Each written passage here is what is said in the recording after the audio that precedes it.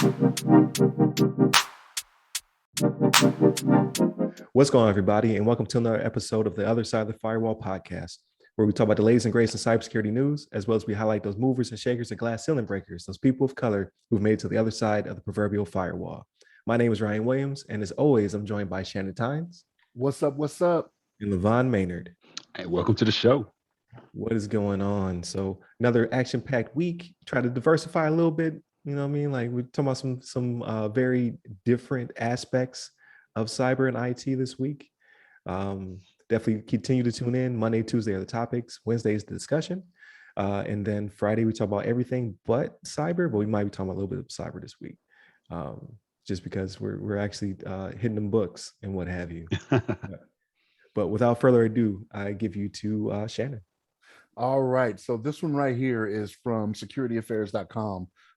It's called LANtenna Attack allows exfiltrating data from air-gapped systems via Ethernet cables. And it's by, I'm going to mess this up. I'm sorry to the author of this article, but Pierluigi Paganini, right? I think, yeah, you know. It sounds good to me. There you go. If I messed it up, I'm sorry. That's way better than I would have said it. Pierluigi Paganini. Yeah. But no, what this is about, so it's called a LANtenna attack, right? And what this is exfiltrating data from air-gapped systems using Ethernet cables, right? So this is the type of stuff you see in like spy movies that you're like, man, that stuff can't be real, but really happens out there. And what it was these security researchers from the Cybersecurity Research Center in the Ben Gurion University of the Negev in Israel devised this mechanism, right? And so what it does is it uses the Ethernet cables as a transmitting antenna to steal data from air-gapped systems. Now, when they say air-gapped, they mean these systems that are not connected, you know, to the outside world, to the public-facing outside world. That you may have some things on there that may be classified or proprietary that you just don't want getting out there, right? As things tend to do as we go over on this show, it seems like every week, right? But the research group, it was led by Dr. Guri, says that the data can be siphoned using it's an electromagnetic attack. And what it does is you have to, and this is where it still requires a little bit of effort on this part, right? Is that you have to have a radio receiver within, they said 200 centimeters, right? So I had to look up, I'm not a metric guy, you know, I live in America, it's empirical system, you know, it's the measurements I do. So I had to look this up, and that's about 6.5 feet, right? So at about 6.5 feet, you can set up a radio receiver to get this information that's coming through over your Ethernet lines, right? And this is kind of scary, right? So I've heard of some things that can happen. So like there are attacks out there where people can gather what you're typing through keystrokes just based off the sound that comes off of a keyboard, right? So like they'll listen out, they'll put not a transmitter, but they'll listen to the frequency that's bouncing off of windows in buildings, and they can tell by your keystrokes, they get a pretty good idea what you are typing without actually getting into your systems. You know what I mean? So like when I heard about that years ago, I was like, man, it's only a matter of time before, you know, people are just reading minds, you know what I mean, to get what's going on, and on some of these systems and whatnot. But this was an interesting read. And again, they were able to do it by setting up the receiver at 200 centimeters from the Ethernet cable, but they do talk in this article about some defensive measures that can be adapted against this, right? Because you start thinking, well, if you're able to put a receiver near the Ethernet cables, which a lot of people use, because when you have an air gap system, you usually go away from wireless, right? Because wireless is one of those things where even though you have encryption when it comes to wireless, it could still be, I mean, it's just things that are going out over the air that can easily be intercepted, right? But some of the measures they talk about in here is banning radio receivers from the air gap network. So you'll just have to do a sweep for those to make sure they're not there. Using RF monitoring hardware to try to identify anomalies in the frequency bands. Cable shielding, right? Because not every Ethernet cable is shielded, you know what I mean? But it's just some of the things, some of the defensive measures they talk about. But like, here's the thing now, guys, like, you don't have to be connected to the internet anymore, right? For people to get your data. This is what it comes down to. Is they can just listen to your cables now, you know? So yeah, this was interesting. And it was one of those things that, well, say goodbye to the world, because there's no protection now, you know what I mean? But LeVon, what you got on this, man? Yeah, I think it's a pretty interesting article. I think the fact that, obviously this technology is out here. I've heard about this before as well, even prior to like seeing this article about some of the data they can receive off of the lines. And I think even a lot of government buildings, they try to keep the SuperNet away from like the NIPRNet, because of the cross like cable MSEC, data can call it emission security is what they mission call it. security. Yeah, Yes. Yep. Exactly. So the same kind of thing. And I'm sure this technology works in a similar fashion where it can receive some of that data off the line, just over the air, and kind of reads the data from the wire. But it's just a small, like, this is like, it's not like a major concern because you have to be so close. I mean, 6 feet, 6.5 feet is a good distance, but obviously, like, Russia's not going to be able to get 6.5 feet from your cable. But potentially somebody that's like, maybe that's internal, like uh, um, internal resource that's all of a sudden decided that they want to retrieve some data from some wires and not let anybody know about it. They can just set up a little device and start pulling data off. Um, and the fact that this technology can potentially improve over time. Who knows, in the future, maybe like, hey, you can do it from 20 feet away. We can do it from 30 feet away. We can do it from a mile. We can do it from across the street. And also, we're pulling data from people's cables. So something we've got to keep an eye out for. And as far as like, as the technology potentially improves over time and becomes more of a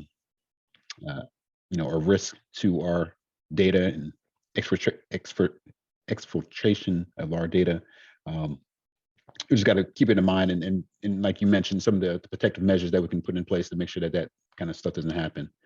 But yeah, I think it's a good article. I think it's pretty straightforward. I mean, it's kind of things that you never know how people can get your data nowadays. They don't have to be connected over the internet. They don't have to be, they can be right next to you, and all of a sudden, even like, I don't know, imagine being in some sort of like I don't know, maybe like a coffee shop or something, or like some sort of like LAN party, and all of a sudden somebody's connecting a little wire to their computer, or like they'll plug the USB as a little RF antenna, and then just starting to pull data from your machine, and you don't even realize it because they're not, you're connected to like the LAN port. You think it's like there's no way anybody can pull data outside of whoever's connected to like the router or switch or whatever. But who knows what the future has in store? So we got to keep in mind this kind of stuff, and hopefully, it doesn't improve too drastic that all of a sudden we're dealing with people across the street pulling your data from the wire. But what about you, Ryan? What you think about this? Yeah, I think you hit it right, hit the nail right on the head, right? With the insider threat. I having to be that close, that's probably going to be somebody within your own company, stealing the data and what have you.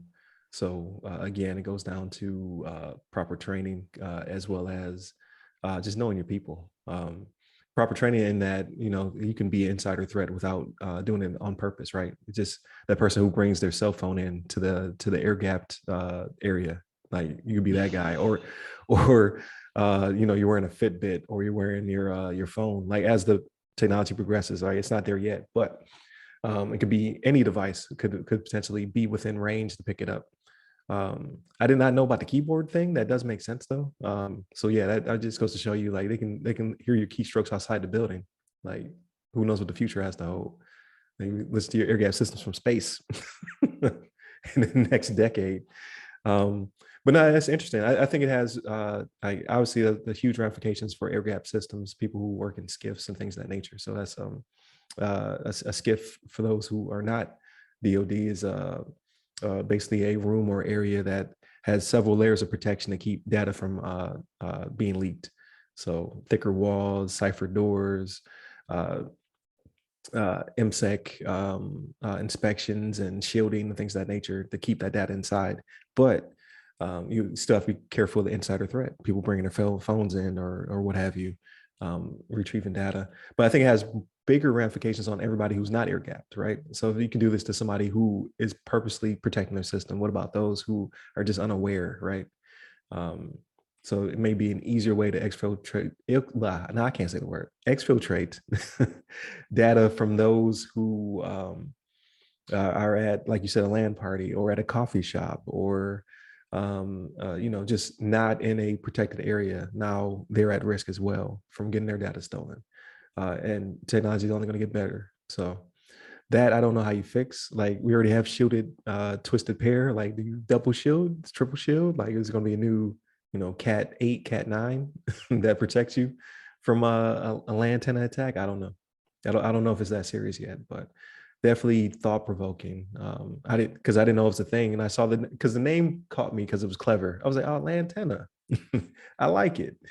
But yeah, I mean, it does have implications for the future. So I think it's pretty cool that they know it exists, and now we can start trying to protect ourselves against it. So it definitely interesting article full of names I could not pronounce. So thank you, Shannon, for taking care of that.